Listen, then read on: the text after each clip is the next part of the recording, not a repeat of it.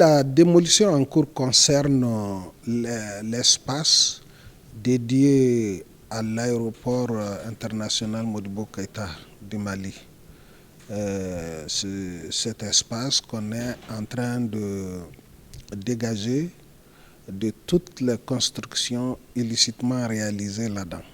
Avant d'acheter un terrain, quelqu'un qui veut acquérir un terrain doit obligatoirement, s'il veut éviter les problèmes, faire toutes les vérifications concernant d'abord l'opération sur laquelle le terrain lui a été proposé, c'est-à-dire vérifier que le terrain est issu d'un lotissement approuvé avec arrêté du gouverneur, parce qu'un lotissement il est approuvé quand il dispose d'un arrêté du gouverneur autorisant ce lotissement. Donc il faut vérifier que le lotissement dans lequel se trouve ce terrain-là a fait l'objet d'approbation du gouverneur et que la parcelle est bel et bien dans les limites de la parcelle morcelée. Ensuite, il faut vérifier que la parcelle en question n'a pas fait l'objet d'autres attributions. Donc, il faut aller au niveau, si c'est la collectivité qui a donné le titre de propriété qu'on veut vous vendre, il faut vérifier au niveau de cette collectivité que celui qui vous vend la parcelle est le propriétaire de la parcelle.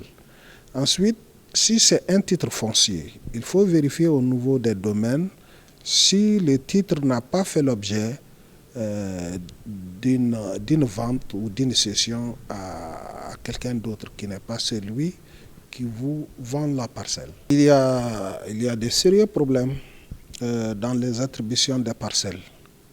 Le plus grand problème, c'est que il y a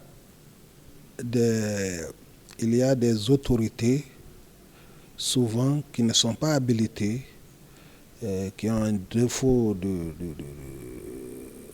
maîtrise d'ouvrage, qui attribuent des parcelles à nos concitoyens. Parce que pour pouvoir attribuer une parcelle à quelqu'un, faudrait-il bien que toi-même tu sois acquéreur de cette parcelle. Or, ce qu'on rencontre aujourd'hui, c'est que il y a des collectivités, il y a des autorités administratives qui se permettent de morceler et d'attribuer des titres de propriété sur des terres qu'elles n'ont pas acquises elles-mêmes. Donc, c'est le cas de la zone aéroportière, parce qu'avant de morceler et d'attribuer des actes de propriété sur le titre de l'aéroport, qui est d'ailleurs classé, qui est d'ailleurs déclaré d'utilité publique, faudrait-il bien que la collectivité qui a donné ces actes soit elle-même propriétaire ou qu'elle ait une autorisation. Quand bien même tu es propriétaire d'une terre, cela ne suffit pas. Il faut passer à un morcellement autorisé, un morcellement approuvé pour pouvoir donner des actes. Mais qu'est-ce qu'on constate? Toutes ces étapes sont négligées par certaines autorités administratives ainsi que les collectivités territoriales qui se permettent juste de prendre un géomètre, souvent même pas des géomètres agréés, procéder à des morcellements et puis elles procèdent à la délivrance d'actes de propriété en CIH, voilà, concession urbaine d'habiter ou concession rurale d'habitation à nos populations. Ils les induisent en erreur, ils prennent leur argent comme ça, voilà. Donc c'est pas légal, c'est pas légal. Pour pouvoir donner une terre, il faut soi-même être propriétaire de cette terre et puis il faudrait passer par la procédure de lotissement aboutissant à un arrêté d'approbation pris par le gouverneur de région qui vous autorise à faire le morcellement. Voilà des étapes qu'on ne peut pas ne pas respecter pour pouvoir donner des actes de propriété.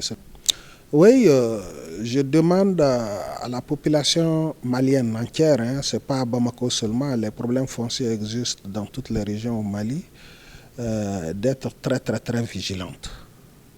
La vigilance que je leur demande, c'est que avant de se faire attribuer une terre, c'est de vérifier que cette terre est légalement acquise par l'autorité qui veut la donner et qu'elle a légalement procédé à son morcellement. Il vaut mieux même qu'ils ne suivent pas leur envie d'avoir un séchoir à travers l'acquisition d'une parcelle, vraiment.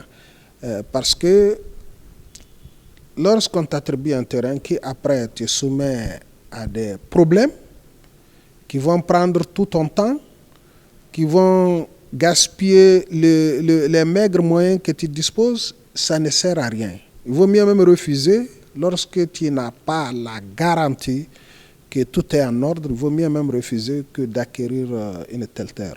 Voilà les conséquences. Les conséquences, c'est qu'un jour, soit l'État vient démolir tes réalisations, donc les efforts de toute une période, ou faire face à des procès de justice interminables qui ne pourront pas, qui à la fin ne te permettront même pas de récupérer ce que tu as eu à investir dans ce terrain.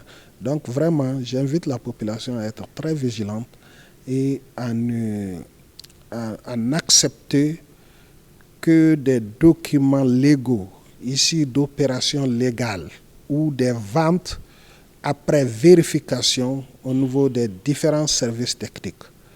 Voilà ce que je peux dire à la population malienne.